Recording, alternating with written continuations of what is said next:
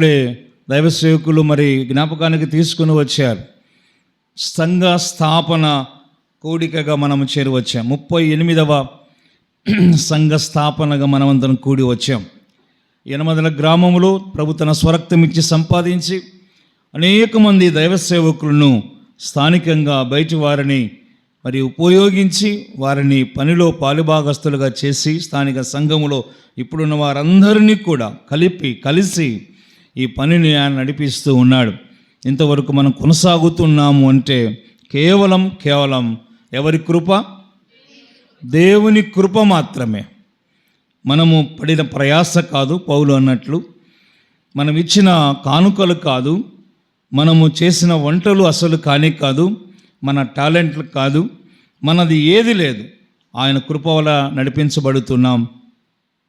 అందును బట్టి దేవుని స్తుతిస్తూ రాబోయే దినాల్లో కూడా ప్రభు రాకడ వరకు స్థానిక సంఘం ద్వారా ప్రభువును గణపరుస్తూ సంఘం ద్వారా మరి నూతన కార్యాలు చేయట కొరకై మనమందరము సిద్ధం కావలసినటువంటి సమయం ఇది. రండి, నిర్గమకాండం 15వ అధ్యాయము 1వ వచనం సందర్భాన్ని బట్టి జ్ఞాపకం చేసుకుందాం.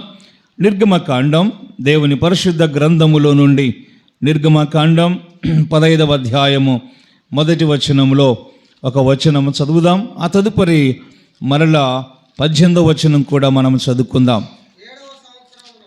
నిర్గమకాండం 15వ అధ్యాయము 1వ వచనం. అప్పుడు మోషేయు ఇశ్రాయేలీయులను యెహోవాను గూర్చి ఈ కీర్తన పాడిరి. 18వ వచనం. నీ చేతులు స్థాపించిన పరిశుద్ధాలయమందు వారిని నిలవబెట్టెదవు, యెహోవా నిరంతరమును ఏలువాడు. తలలు వంచితే ఈ మాటల కొరకై క్లుప్తంగా ప్రార్థన చేసుకుందాం. వాక్యమైన దేవా, మీ సహాయము లేకపోతే ఈ మాటలు నాయనా మేము బోధించుకోలేము. నిలబడిన వాడు నిష్ప్రయోజకుడు, గ్రంథము నీది నాయనా, మీరు మాతో మాట్లాడాలని మేము మనవి చేస్తూ ఉన్నాం. ఇంతవరకు మీ దాసులను దేవా మీరు బలపరిచి మీరు అందించినటువంటి శ్రేష్టమైనటువంటి తలంపులను బట్టి స్తోత్రాలు చెల్లిస్తున్నాం. దేవా, ఇదే సందర్భంలో ఈ గ్రామంలో మీ స్వరక్తం ఇచ్చి సంపాదించినటువంటి యొక్క స్థానిక సంఘమునైనా 38 సంవత్సరాలుగా నడిపించిన విధానం బట్టి నడిపిస్తున్న విధానం బట్టి మీకు వేల కొలది కృతజ్ఞతాస్తుతులు స్తోత్రాలు చెల్లిస్తున్నాం. ఎన్నో ఆటుపోటులు, ఎన్నో కష్టాలు, ఎన్నో అవమానాలు, ఎన్నో ఆనందాలు, ఇంకా మరెన్నో ప్రభువానైనా ఎదుర్కొని ముందుకు సాగి నిలవబడి ఈ యొక్క దుర్బోధనలో అలాగని అంత్య దినాలలో నాయన మీ కొరకై ఉండడానికి మీరే కృపనిచ్చినందుకై స్తోత్రాలు చెల్లిస్తున్నాం.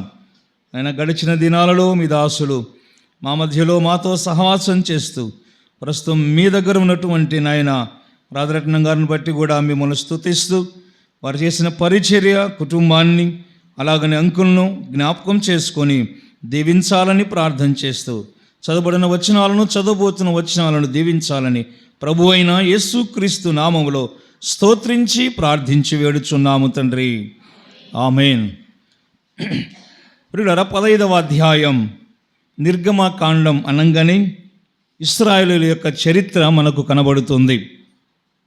ఇశ్రాయేలీయులు విడిపించి నడిపించబడినటువంటి యొక్క సందర్భం ఈ యొక్క 15వ అధ్యాయం ప్రారంభంలో కీర్తన. ఇక్కడ నడిపించినటువంటి నాయకుడు దేవుడే. దేవుడు ఏర్పాటు చేసుకున్నటువంటి నాయకుడైన మోషే, అలాగనే మోషే మాత్రమే కాకుండా మోషేయును ఇశ్రాయేలులందరూ కూడా కలిసి ఎవరికి ఈ కీర్తన పాడారు? యెహోవాకు కీర్తన పాడారు. ఈ కీర్తనలో ఏముంది? ఆయన ఘనపరిచి, ఆయన స్తుతించి, ఆయన హెచ్చించారు. ఈ కీర్తన పాడడానికి గల కారణం ఏమిటి అని ఆలోచన చేస్తే 14:31 అనగా 15వ అధ్యాయం పై వచనములో మనం చూడవచ్చు. యెహోవా ఇశ్రాయేలులకు చేసిన గొప్ప కార్యమును ఇశ్రాయేలులు చూచిరి గనుక ఆ ప్రజలు యెహోవాకు భయపడి యెహోవా యందును ఆయన సేవకుడైన మోషే యందును నమ్మకముంచిరే అనే మాట మనం చూస్తున్నాం. ఇక్కడ ఇశ్రాయేలులు చూచిరి అనే మాట మనం చూస్తున్నాం.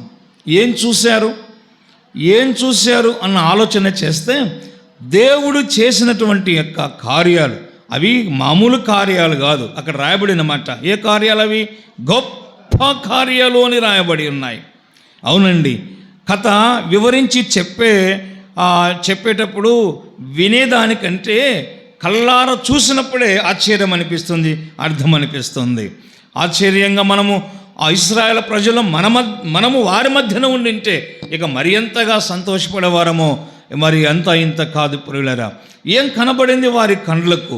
కళ్ళారా వారు ఏం చూశారు? ఏం చూసి వారు దేవుణ్ణి ఘనపరిచారు అని ఆలోచన చేస్తే వారు అనేక సంవత్సరాలుగా బానిసలుగా ఉండి విడిపించబడ్డారు మోషే చేత.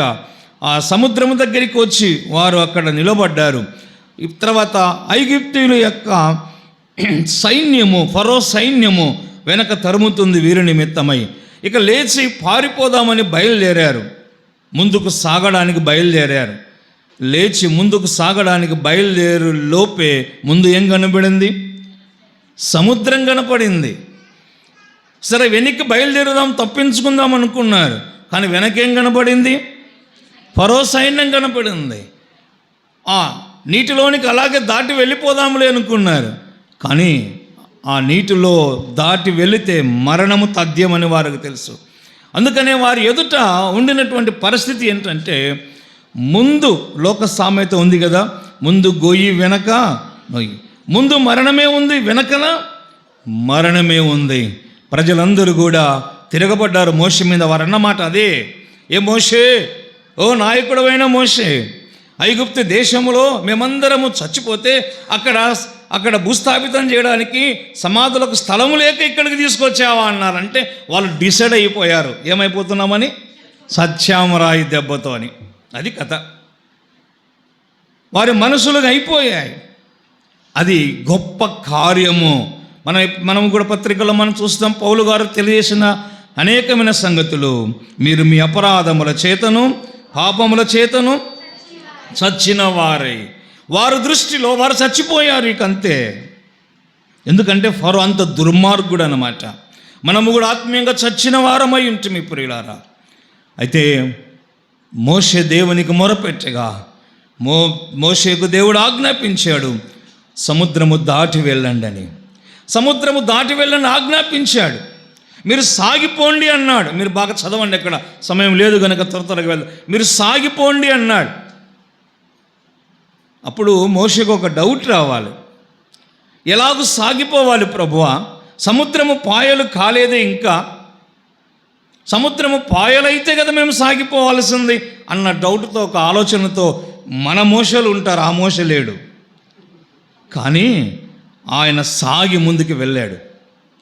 మన విశ్వాస జీవితంలో కూడా గుర్తుంచుకోండి, మనము కూడా ముందుకు ఎప్పుడు సాగుతాం, ముందుకు మనం ఎప్పుడు వెళ్తామంటే అన్నీ సకాలంగా ఉండినప్పుడు మాత్రమే అడుగు ముందుకేస్తాం.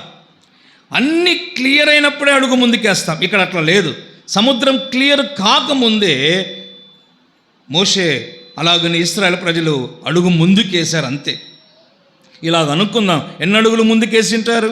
ఒక్క అడుగు ముందుకేశారంతే. ఆ ఒక్కడుగులోనే అసలైన సంగతి ఉంది, విశ్వాసం ఉంది. ఆ ఒక్కడుగులోనే దేవుడు సముద్రాన్ని చీల్చబోతున్నాడని నమ్మకం ఉంది. ముందుకు వెళ్ళారు. నిజంగా ఆ సముద్రం పాయలు చేయబడింది. పాయలు చేయబడిన తర్వాత వారు నడిచిన స్థలం కింద రాయబడింది. వారు ఏ నేలను నడిచారు చెప్పండి? ఆరిన నేల, పొడి నేల మీద నడిచారు. ఎంత అద్భుతం, ఎంత గొప్ప సంగతి చూడండి. అక్కడ ఆ సముద్రములో వారు వెళుతూ ఉన్నప్పుడు ఆ సముద్రపు యొక్క నీరు వారి కుడి వైపున ఎడమ వైపున గోడలుగా నిలవబడింది. గోడలు దేనికి గుర్తు చెప్పండి? గోడలు దేనికి గుర్తు? ఈ మధ్యకాలంలో గత దినాల్లో విజయవాడలో కృష్ణా నది వరదలు వచ్చాయి. వరదలు వచ్చినప్పుడు గత సీఎం గారు ఒక భద్రత కలిగిన ఒక పెద్ద గోడ కట్టించబట్టే మేమందరం బ్రతికామని కొంత స్టేట్మెంట్ ఇచ్చారు. గోడ దేనికి గుర్తుగా ఉంది? భద్రతకు గుర్తుగా ఉంది. ఆ నీరు గోడ వలె ఉన్నాయి, అనగా భద్రత కలిగి ఉన్నాయి. ఇందులో ఆలోచించాలి. ఆ నీటిలో వెళితే చావు ఉంది. చావు ఉన్నటువంటి యొక్క ఆ నీరే వీరికి ఏమిస్తుంది? గోడల వలె భద్రత ఇస్తుంది. ఇందులో దేవుని గొప్ప కార్యం ఉంది. అందుకని వారు కనవారు చూశారు ఆ గొప్ప ఆశ్చర్యమైన కార్యాన్ని. దాటి వెళ్ళారు, క్షణాలు దాటి వెళ్ళారు. వెనక చూస్తే రథాలు బయలుదేరాయి. వాళ్ళు పోతున్నారు, మేము వెళ్తామనుకున్నారు, కానీ వారందరూ కూడా సముద్రములో చనిపోయారు. ఏ నీరైతే ప్రమాదం అనుకున్నారో దేవుడు ఆ నీటిలోనే భద్రత ఇచ్చాడు. ఇది ఎవరికి సాధ్యమైంది చెప్పండి? దేవునికి సాధ్యమైంది. ముందు దాటి వెళదాం. వారు బయటకు వచ్చిన తర్వాత, స్తుతి కీర్తన పాడిన తర్వాత, బయటకు వచ్చిన తర్వాత మరలా దప్పికేసి ఒక స్థలానికి వెళ్ళారు. అక్కడ చూస్తే నీళ్ళులాగానే కనపడుతున్నాయి. కానీ దాని రుచి చూస్తే ఏమైపోయాయట? 15వ వచనం రండి, 15వ అధ్యాయం రండి, చెప్పిన 23వ వచనంలో, మారా నీళ్లు చేదైనవి గనుక వారు ఆ నీళ్లు త్రాగలేకపోయి, అందువలన దానికి మారా అను పేరు కలిగారు. సముద్రము దాటి వెళ్ళిన తర్వాత మరి ఒక నీటి దగ్గరికి వెళ్ళారు దాహం తీర్చుకుందామని. అవి చేదైపోయాయి, త్రాగడానికి వీలు కాలేదు. అయితే వారి దృష్టిలో ఆ నీటి దగ్గరికి పోతానే, మాకు గుర్తుపెట్టుకోండి మాట, వారి దృష్టిలో సముద్రము దగ్గర నిలబడినప్పుడు వారి దృష్టిలో ఆ సముద్రపు నీటిలోనికి వెళ్తే సస్తాం అనుకున్నారు. కానీ దాని ద్వారానే దేవుడు బ్రతికించాడు. అది దేవుని ఘనకార్యం. ఈ తర్వాత ఇప్పుడు మరి ఒక నీటి దగ్గరికి వచ్చారు. ఆ నీటిని తాగి ఏమవుదాం అనుకుందాం? బతుకుదాం అనుకున్నారు. ఆ నీటి ద్వారా చచ్చిపోతారు, ఈ నీటి ద్వారా బతుకుతాం అనుకున్నారు. కానీ చచ్చే నీటి ద్వారా దేవుడు బ్రతికించాడు. బ్రతికే నీటి ద్వారా అక్కడ ఏమి కనబడుతుంది? చావు చావు చావు కనబడుతుంది. అయితే చావండ్రా అని చెప్పాల దేవుడు. ఎంత ప్రేమ కలిగిన దేవుడు కదండి. ఆ మారా నీళ్లను ఎలాగో మార్చాడు? మధురంగా మార్చి ఆయన వారికి దాహం ఇచ్చాడు, బ్రతికారు. ఈ కార్యాలు ఇంకెన్నో ఉన్నాయి. వారిని చూశారు. ఈ చూసినటువంటి కార్యాలను బట్టి కీర్తన పాడారు, ఆయన్ను స్తుతిస్తున్నారు, ఆయన్ను గణపరుస్తూ ఉన్నారు. ఆ తర్వాత 15వ అధ్యాయం పైభాగంలో తర్వాత వారిని ఆయన నడిపించేటువంటి యొక్క విషయము అక్కడ కనబడుతుంది. ప్రస్తావన ఎక్కడికి నడిపించాడు? అరణ్య ప్రాంతం నడిపించాడు. వాళ్ళ యొక్క చివరి మజిల్ లేదా చివరి యొక్క ఆత్మ సంబంధమైన విషయం ఏమిటి అని ఆలోచన చేస్తే 15వ అధ్యాయము 13వ వచనానికి రండి. నీవు విమోచించిన ఈ ప్రజలను నీ కృపచేత తోడుకొని పోతివి, నీ బలము చేత వారిని నీ పరిశుద్ధాలయమునకు నడిపించితివి. ఇది దేవుని మహాకృపను బట్టి దేవుడు కూడా మనల్ని 38 సంవత్సరాలుగా ఆయన నడిపిస్తూనే ఉన్నాడు. ఎక్కడికి నడిపిస్తున్నాడు? తన పరిశుద్ధ ఆలయమునకు. తన పరిశుద్ధ ఆలయములో మనల్ని నడిపించి ఇంతవరకు కాపాడినటువంటి దేవుడై ఉన్నాడు.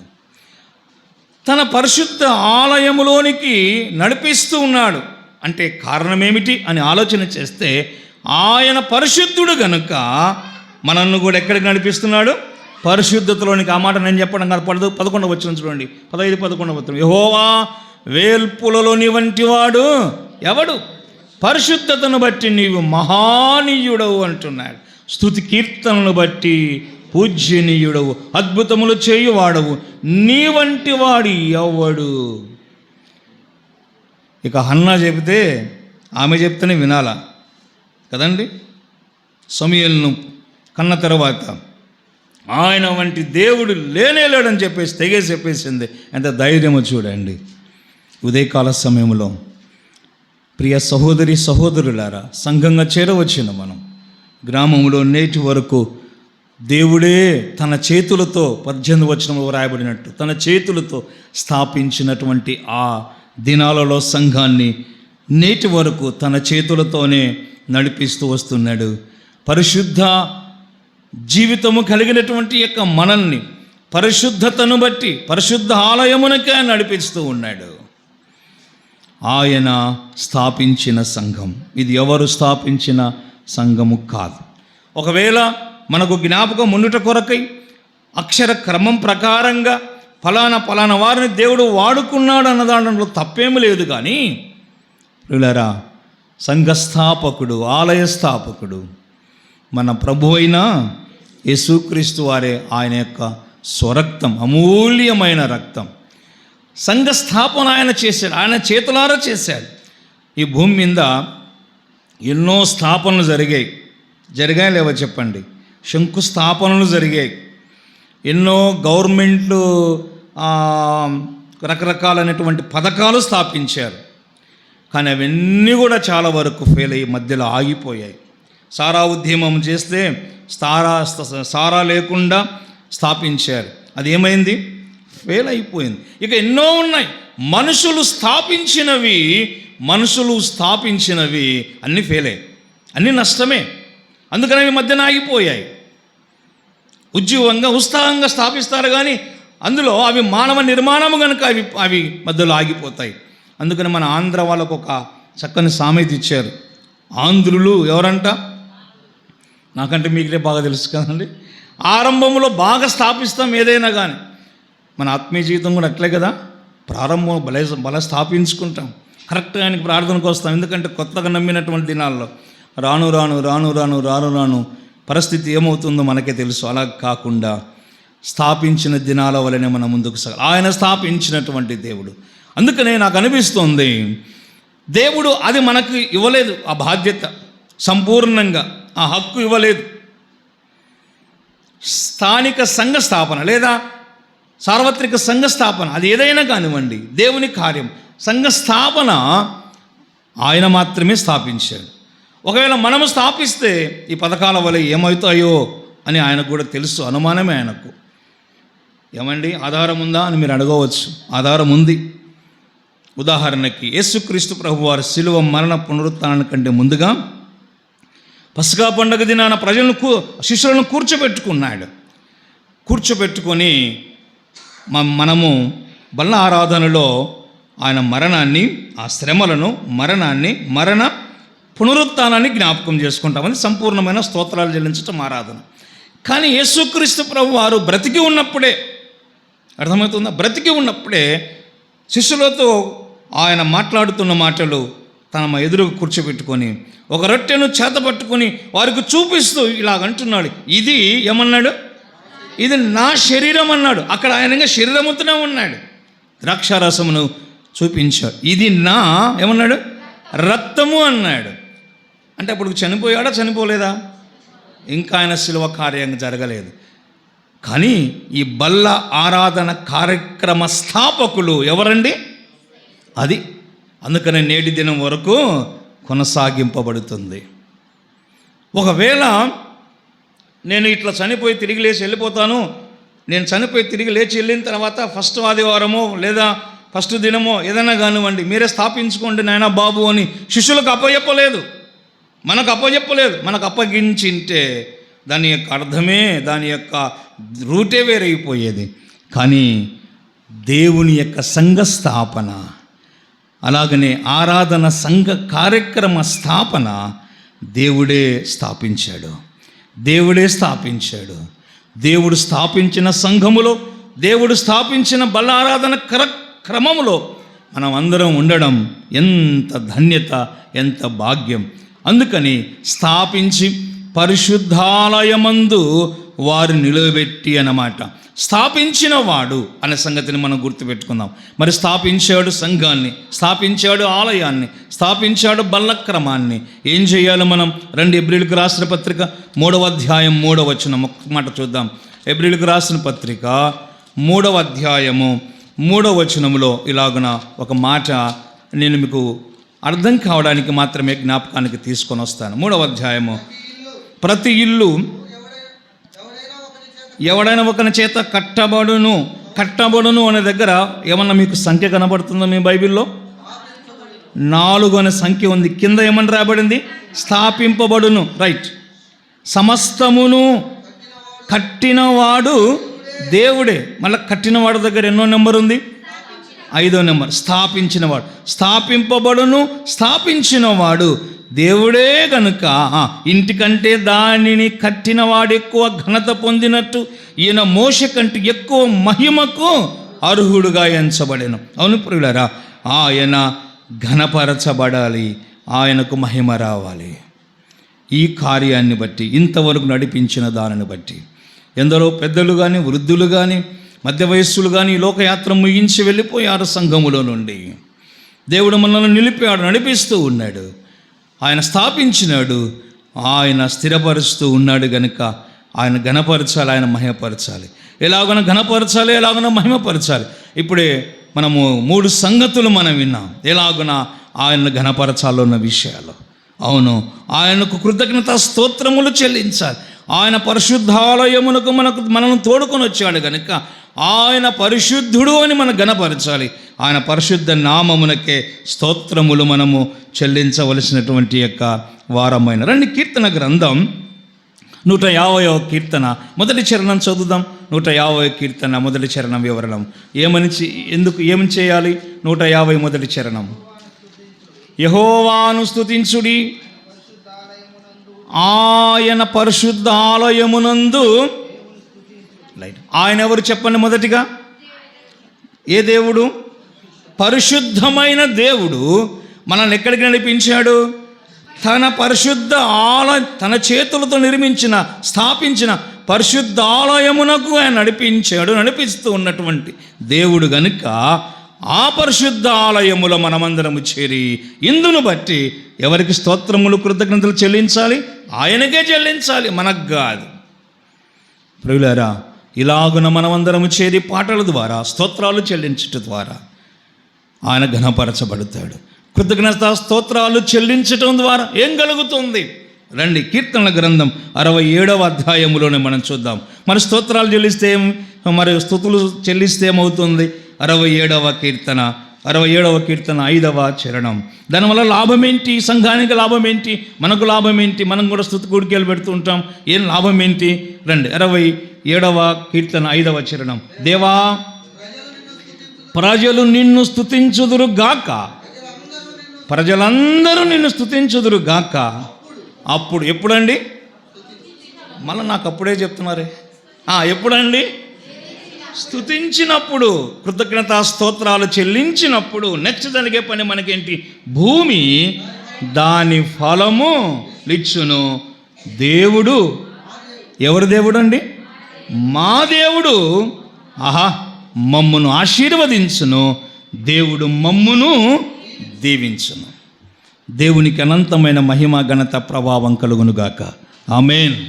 అవును ప్రియులారా, ప్రభువును స్తోత్రాలు చెల్లిస్తూ ఘనపరుస్తూ ఉండగా ఖచ్చితంగా ఆ ఫలాన్ని ఆయన ఉంచుకునే దేవుడు కాడు. మన మీద ఫలాన్ని కుమ్మరించే దేవుడు, మనల్ని ఆశీర్వదించే దేవుడు, మనల్ని దీవించే దేవుడు. ఒక వ్యక్తి, ఒక సంఘం ఆశీర్వదించబడాలంటే, ఒక వ్యక్తి, ఒక సంఘం మరలా దీవించబడాలంటే, ఒక వ్యక్తి, ఒక సంఘము నుండి మన నుండి ఫలాలు కాయాలి అంటే ఒకే ఒక సూత్రం, ప్రార్థన కాదు. ఏ సూత్రం అది? స్తుతి, దేవునికి స్తోత్రాలు చెల్లించటం. ఈ మధ్య ఒక ఆనవాయితీ అయిందిలేండి కదండి. స్తుతి స్తుతి స్తుతి స్తుతి అని 1000 సార్లు అంటే అనుకున్నవన్నీ జరిగిపోతాయట కదా. ఇది ఒక లాటరీ సిస్టమ్ అయింది. ఇది కాదు. దేన్ని బట్టి నువ్వు స్తుతిస్తున్నావో అది ఒక కారణం ఉండాలి. కారణం లేకుండా ఊరికే స్తుతి అంటే లోకానికి మనకు తేడా ఏమి లేదు. దేవా, మమ్మల్ని నేను నడిపించావు, స్తోత్రములు నాయన. దేవా, జన్మదినం ఇచ్చావు, స్తోత్రాలు. ఆరోగ్యం ఇచ్చావు, స్తోత్రాలు. కారణమును ఎత్తి చూపించి కారణమును బట్టి స్తుతించడం ద్వారా ఫలాలు దొరుకుతాయి, ఆశీర్వదించబడతాము, దీవించబడతాం. ఇలాగున మీరు ఈ సంఘము ఫలించి దీవించి ఆశీర్వదించబడునుగాక. ఆమేన్. 2వ సంగతిలోనికి వెళదాం. రండి, 15వ అధ్యాయానికి వద్దాం. నిర్గమకాండం 15వ అధ్యాయానికి వద్దాం. 2వ విషయం, ఆయన ఏం చేశాడు? ఆయన మొదటిది మర్చిపోద్దండి, తన చేతులతో పరిశుద్ధాలయమందు తోడుకుని రాకముందు మనల్ని ఏం చేశాడు? స్థాపించాడు, సంఘాన్ని స్థాపించాడు. స్థాపించిన తరువాత ఇంకేం చేశాడు? 2వ లైన్ చెప్తారా? పరిశుద్ధాలయమందు వారిని నిలవబెట్టెదవు. ఇది కూడా 2వ ప్రాముఖ్యతను సంతరించుకుంది. దేవుడు సంఘాన్ని, ఆరాధనను స్థాపించాడు.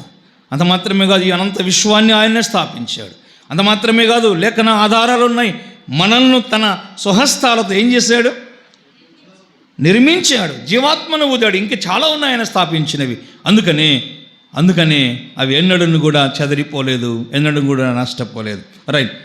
స్థాపించి సంఘమును, దేవుని యొక్క మందిరాన్ని స్థాపించి ఆ మందిరములో వారిని ఏం చేశాడు? నిలవబెట్టెదవు అనే మాట కనబడుతుంది.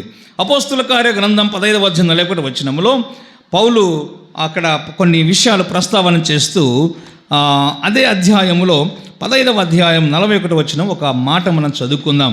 స్థిరం పరచుట అనే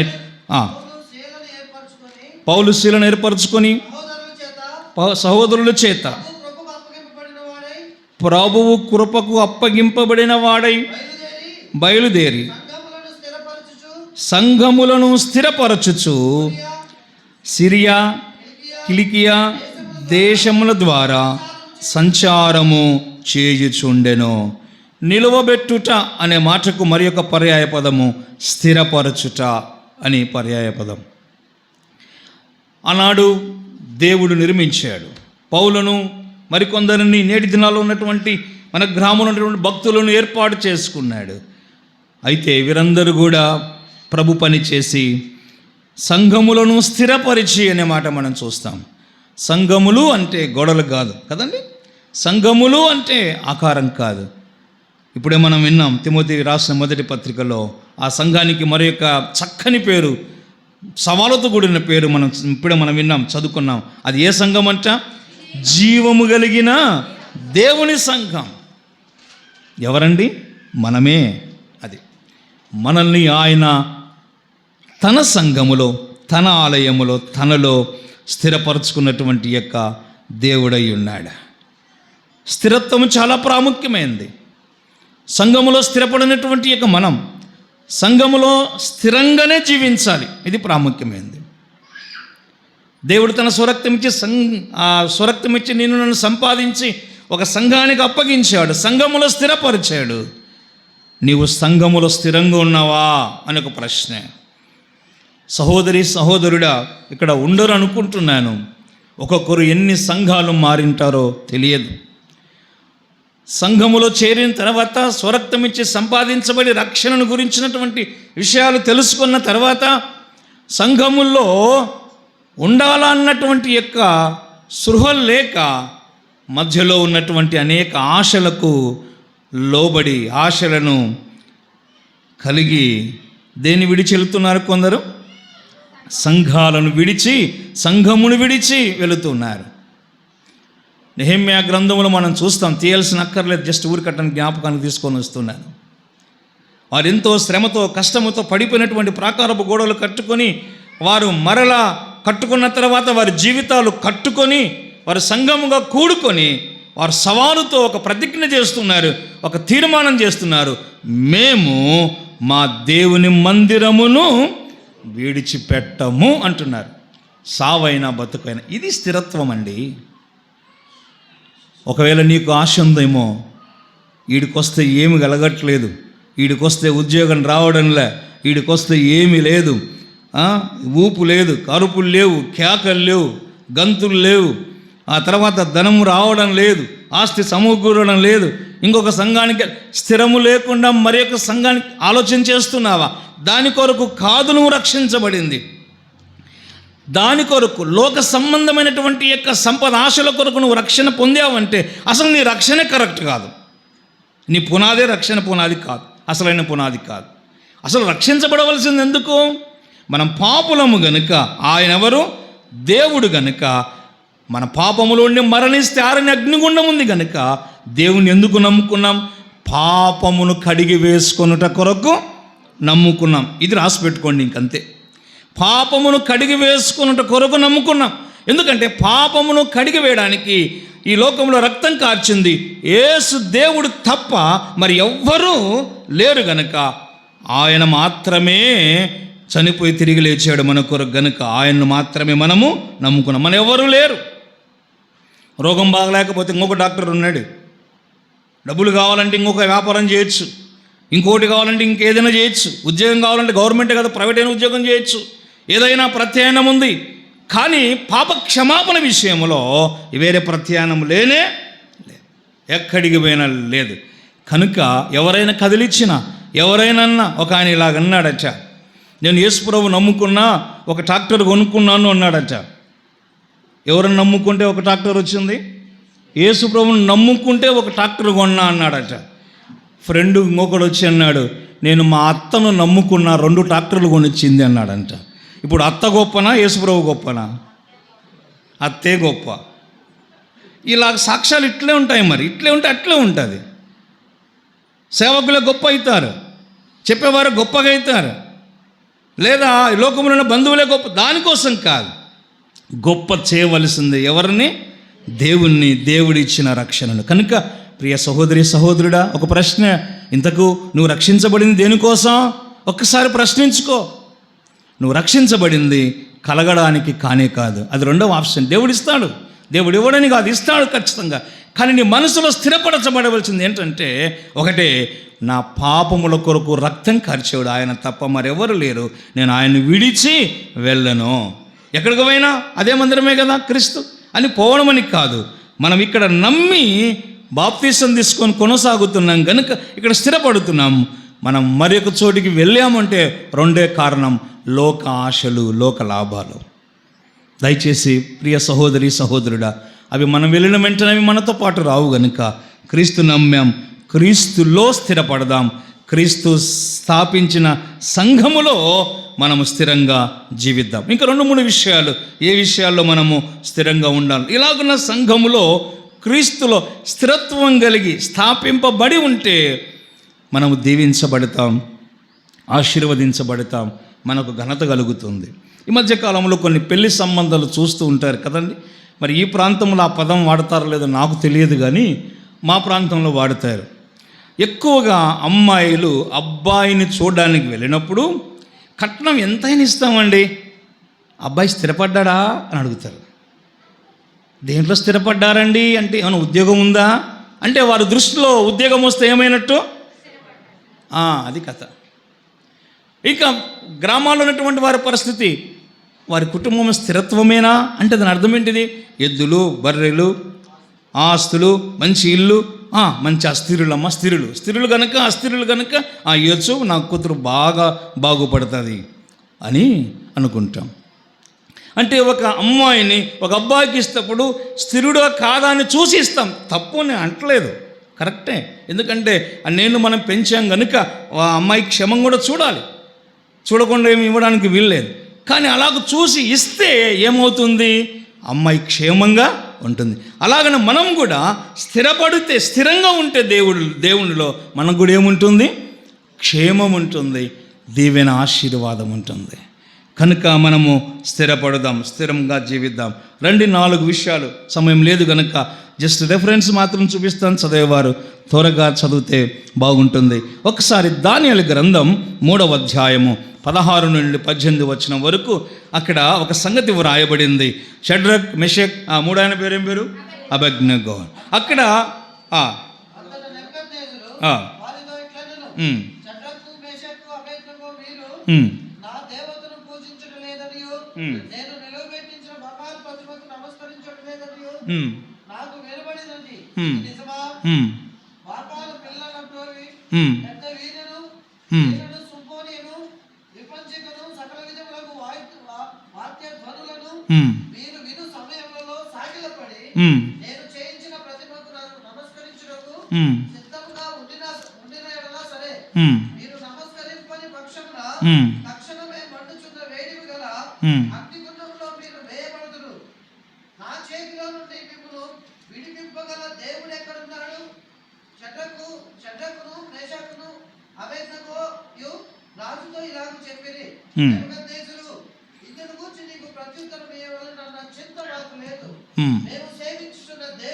మేము సేవించుచున్న దేవుడు మండుచున్న వేడిమి గల ఈ అగ్నిగుండములో నుండి, ఈ విషయం, ఈ మాట జాగ్రత్త, మమ్మల్ని తప్పించి రక్షించుటకు సమర్థుడు మరియు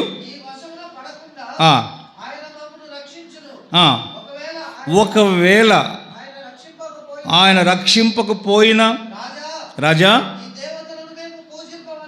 ఆగండి చాలు, ఆయన రక్షించటానికి సమర్థుడు, ఒకవేళ రక్షింపకపోయినా ఆ దేవతలకు మేము మొక్కం. ఇది స్టాండ్ అన్నమాట, వాళ్ళ స్టాండ్, వారి స్థిరత్వం ఇది.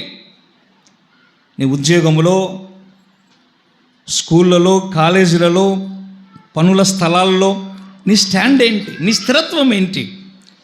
ఇలాంటి శోధన ఎదురైనప్పుడు, ఇలాంటి సంగతులు ఎదురైనప్పుడు నీవు వీటిని లోబడ్డావంటే, వీటిని చేసావంటే నీవు స్థిరత్వము లేని వాడిదో అనగా మిగిలిపోతూ ఉన్నావు.